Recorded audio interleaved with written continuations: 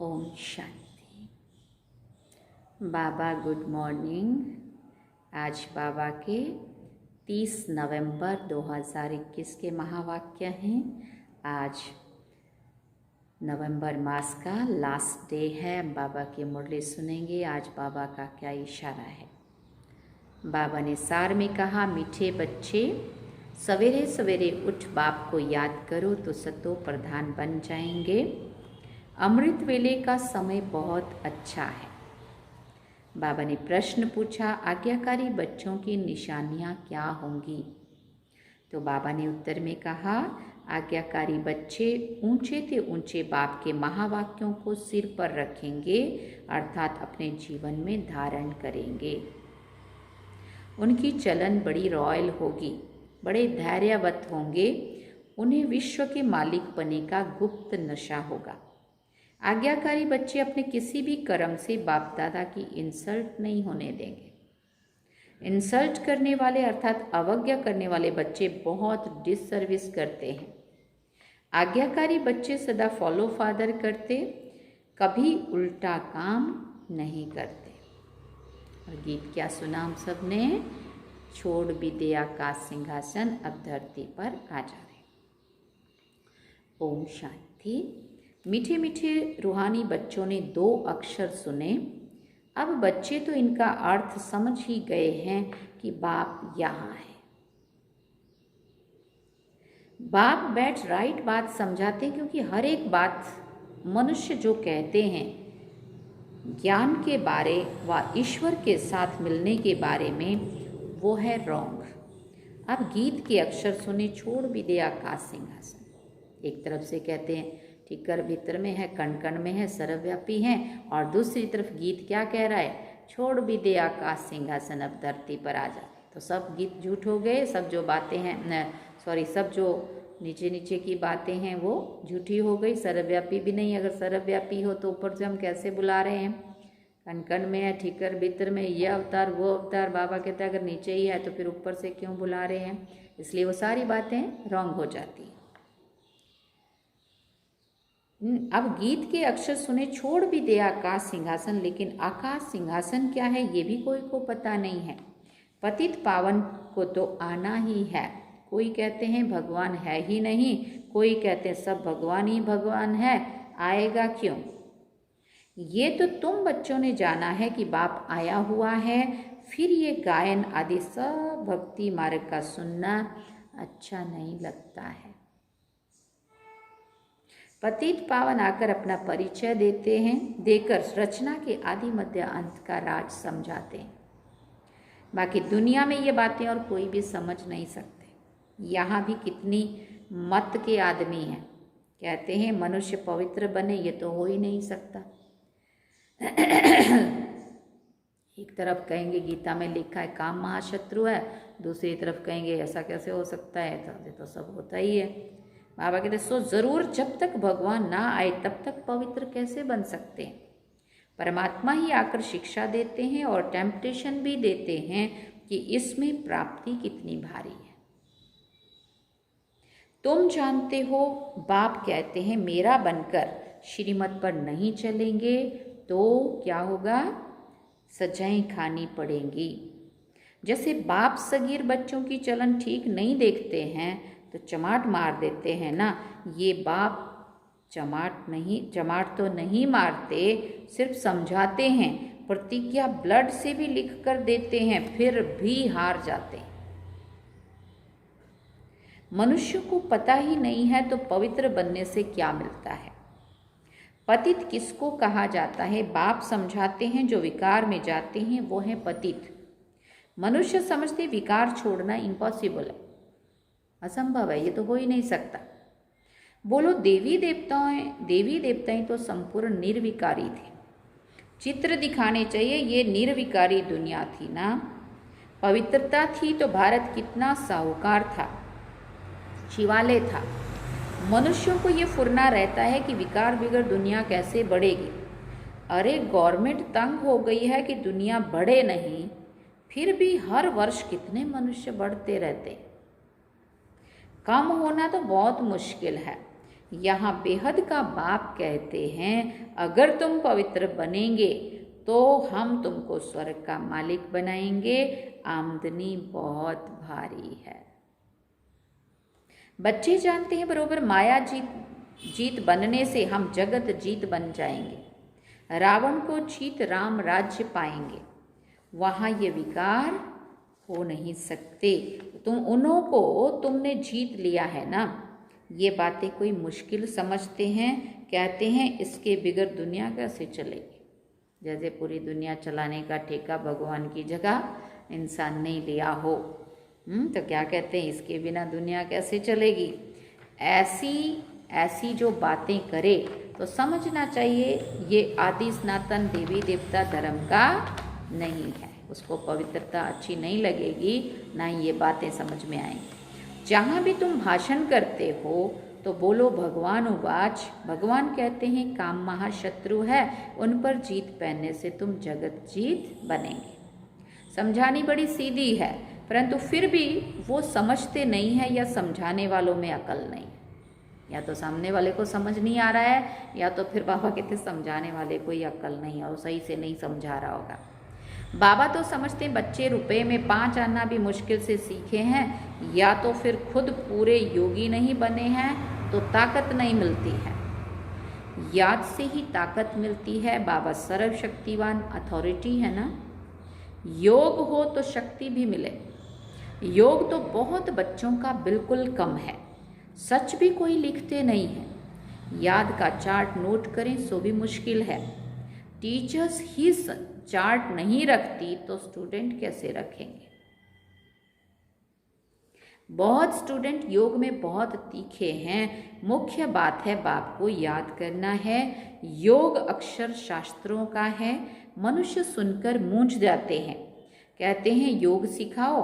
अरे योग कोई सीखने का थोड़ी है। बाबा कहते सुबह सवेरे सवेरे उठकर आपे ही याद करना है। इसमें टीचर की क्या दरकार है जो बैठकर सिखावे। इसलिए याद अक्षर ठीक है। योग सीखने की बात नहीं है, ये आदत नहीं डालनी चाहिए कोई बैठे सामने तो ही योग लगे। बाप कहते अपने को आत्मा समझ बाप को याद करो तो सतो प्रधान बन जाएंगे। अमृत वेले याद करना अच्छा है। जो करते हैं उनको ये चीज़ का अनुभव है। अमृत वेले कितना शांत वातावरण होता है, शुद्ध वातावरण होता है, कितना अच्छा फ्रेश बुद्धि रहती है ना।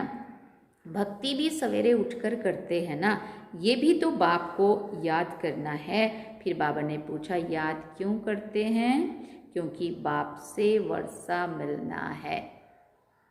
भले भक्ति मार्ग में शिव को याद करते हैं, परंतु उन्हों को ये मालूम नहीं है कि शिव से क्या मिलना है। ये सिर्फ तुम बच्चे ही जानते हो। अब बाप श्रीमत देते हैं कि अपना कल्याण करने के लिए मुझे याद करो। याद से ही शक्ति आती है, शक्ति से विक्रम विनाश होते हैं। याद से शक्ति आती है और शक्ति से क्या होता है, विक्रम विनाश होते हैं। ज्ञान से विक्रम विनाश नहीं होंगे। कितना भी गहरा ज्ञान होगा, कितना भी समझ, अगर प्रैक्टिकल हमने कुछ नहीं किया तो हम सब कुछ जानते हुए भी, बाबा ने कहा ज्ञान से विक्रम विनाश नहीं होंगे। ज्ञान से पद मिलेगा।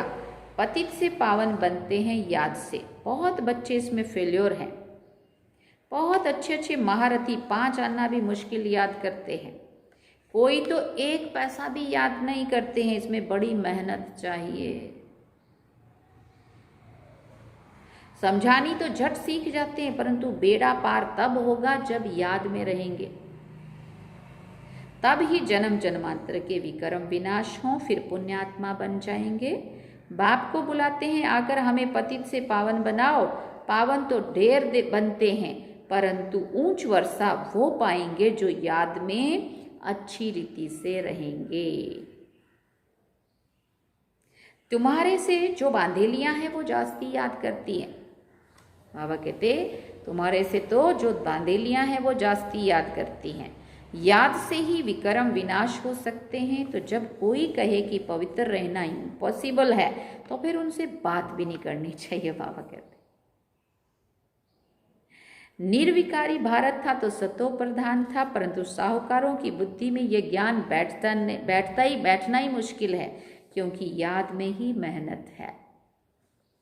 बाप कहते हैं गृहस्थ व्यवहार में रहते उनसे भी तोड़ निभाना तो पड़ेगा ना। वास्तव में कायदे बहुत कड़े हैं। तुम जन्म जन्मांतर तो पाप आत्माओं को दान देते पाप आत्मा बनते रहे।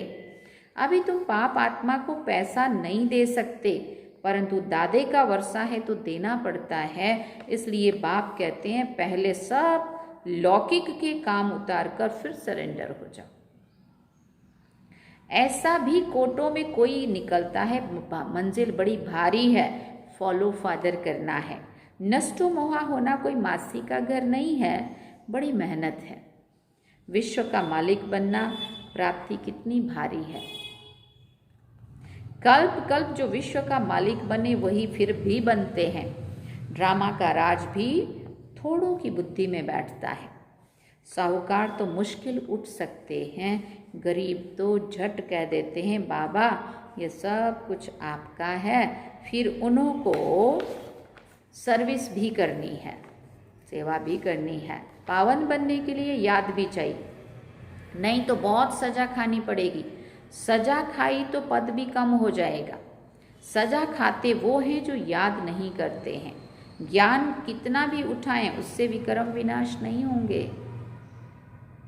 कितना भी लंबा चौड़ा पढ़ लेंगे या सुन लेंगे, बाबा कहते उससे विक्रम विनाश नहीं होंगे। मोचरा खाकर फिर थोड़ा पद पाना वो कोई वर्षा थोड़ी हुआ। बाप से पूरा वर्षा लेने के लिए बाप का आज्ञाकारी बनना चाहिए। ऊंचते ऊंच बाप के महावाक्य सिर पर रखने चाहिए, सिर पर रखने चाहिए। मैंने शुरू में भी बाबा ने कहा, जैसे कहते हैं ना आपकी आज्ञा सिर माथे। सिर माथे माना आप जो कहते हो हम धारण करेंगे जरूर। श्री कृष्ण की आत्मा भी इस समय वर्षा ले रही है। इन लक्ष्मी नारायण के बहुत जन्मों के अंत में हम फिर से उन्हों को पढ़ाकर वर्षा देते हैं। तुम्हारे में भी प्रिंस प्रिंसेस बनने वाले होंगे ना। रॉयल घराने वालों की चलन बहुत धैर्यवत होती है। गुप्त नशा रहता है। बाबा कितना साधारण रहता है, जानते हैं। बाकी थोड़ा समय है, मेरे को तो जाकर विश्व का महाराजा बनना है। ये भी पतित थे, ये भी पतित थे, तभी तो श्याम सुंदर का है ना श्री कृष्ण की आत्मा को। ये तो बाबा का रथ है, तब तो यहाँ संदली पर बैठना पड़ता है, नहीं तो बाबा कहाँ बैठे। ये भी तुम्हारे जैसा स्टूडेंट है। संदली पे इसलिए बिठाया जाता है क्योंकि शिव बाबा को आके बैठना है ना और सबसे मिलना है। तो इस तन में बैठा होगा सामने, तब तो सामने वालों से मिलेगा ना। बाकी बाबा कहते ये भी तुम्हारे जैसा स्टूडेंट है, परंतु बाबा कहाँ आके बैठे, इसलिए उनको संदली पे बिठाना पड़ता है। पढ़ते हैं, बहुत बच्चे हैं, बाप को पहचानते नहीं हैं। बाप के साथ धर्मराज भी है। बाप कहते मेरी आज्ञा नहीं मानी, मेरी इंसल्ट की तो धर्मराज बहुत सजाएं देगा। डायरेक्ट हमारी अथवा हमारे बच्चे की अथवा बच्चे की तुम अवज्ञा करते हो। बाप का एक ही सिकिलदा बच्चा है। प्यार तो है ना। कौन है वो सिकिलदा बच्चा? ब्रह्मा बाबा। इनकी इंसल्ट करते हो तो कितनी सजाएं खानी पड़ेंगी। थोड़ी आफतें आने दो, फिर देखो कितने भागते हैं। तुम सब भागे हो, इसने जादू आदि कुछ नहीं किया। देखो अभी एक कोरोना आया ना, कितनी खराब हालत हो गई, कितने वैरागी बन गए, कितने सारे बाबा के भी उसमें आने लगे, वैराग आने लगा। अभी तो बाबा के तो थोड़ी और आफतें आने दो, देखना लोग कैसे भाग भाग के इस तरफ आने लगेंगे। जादूगर शिव बाबा है, बहुत है जिनको ये भी ध्यान नहीं आता है कि इसमें शिव बाबा आते हैं। शिव बाबा के आगे हम कुछ उल्टा कर देंगे तो बाबा कहेगा ये नालायक बच्चा है। इसमें डबल है ना, इसलिए तार में लिखते हैं बाप दादा। कंबाइंड है ना दोनों, ब्रह्मा बाबा और शिव बाबा, इसलिए कहते हैं बाप दादा। परंतु इस पर भी बच्चे समझते नहीं हैं बाप दादा इकट्ठे कैसे। बाप दादा द्वारा वर्षा देते हैं, आप ही बात छेड़नी चाहिए। तुम जानते हो, बाबा कहते पूछना चाहिए, तुम जानते हो बाप दादा कौन है। भले कोई पूछे कि तुम बाप दादा किसको कहते हो। बाप दादा एक का नाम हो ना सके। बाप और दादा माना दो आत्माएं कंबाइंड है, एक का नाम नहीं है। तो बच्चों को युक्ति से समझाना चाहिए। जब तुम किसी को समझाओ तब उनकी बुद्धि में बैठे। कि शिव बाबा दादा द्वारा वर्षा देते हैं। अब विनाश तो होना ही है, उनसे पहले राजयोग सिखला रहे हैं, आप भी सीखो, ऐसा उन्हों को कहना है। आप भी सीखो। आधा कल्प जिस बाप को पुकारा है वो आया है नॉलेज देने। फिर कहते हैं फुर्सत नहीं है समझने की, तो कहेंगे आप देवी देवता धर्म के ही नहीं। आपकी तकदीर में स्वर्ग के सुख नहीं है, बाकी यहाँ तो कोई माथा आदि टेकना नहीं है। सन्यासियों के आगे चरणों में जरूर गिरेंगे, ये तो गुप्त है ना, आगे चलकर बहुत प्रभाव निकलेगा। उस समय भीड़ बहुत होगी, भीड़ भाड़ में कितने मनुष्य मर जाते हैं। देखो कुंभ मेले में कैसा होता है, पता भी नहीं चलता कितने कुचले गए, मारे गए, है ना। बहुत प्रभाव निकलेगा, उस समय बहुत भीड़ होगी, भीड़ भाड़ में कितने मनुष्य मर जाते हैं। प्राइम मिनिस्टर आदि का दर्शन करने की कितनी भीड़ खड़ी हो जाती है। यहाँ कितना गुप्त बैठे हैं बच्चों के साथ। यहाँ देखेंगे किसको, इनके लिए तो जानते हैं जौहरी था, शास्त्रों में भी है ब्रह्मा द्वारा मनुष्य सृष्टि कैसे रची। बाप कहते मैं इनमें प्रवेश कर रचता हूँ, ये भी लिखा हुआ है, परंतु पत्थर बुद्धि समझते नहीं है। बाप आकर बच्चों को पतित से पावन बनाए ट्रांसफर करते हैं, बाकी कोई नई रचना थोड़ी रचते हैं। ये है पतितों को पावन बनाने की युक्ति।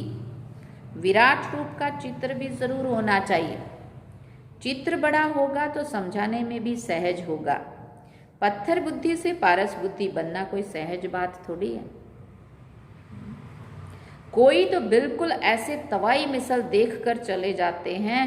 बाबा कहते प्रजा बनने वाला होगा तो भी कुछ ना कुछ बुद्धि में बैठेगा, थोड़ा बहुत भी अच्छा लगेगा, समझ में आएगा। हम सो ब्राह्मण सो हम देवता, हम सो का अर्थ बाबा ने कितना अच्छा समझाया है।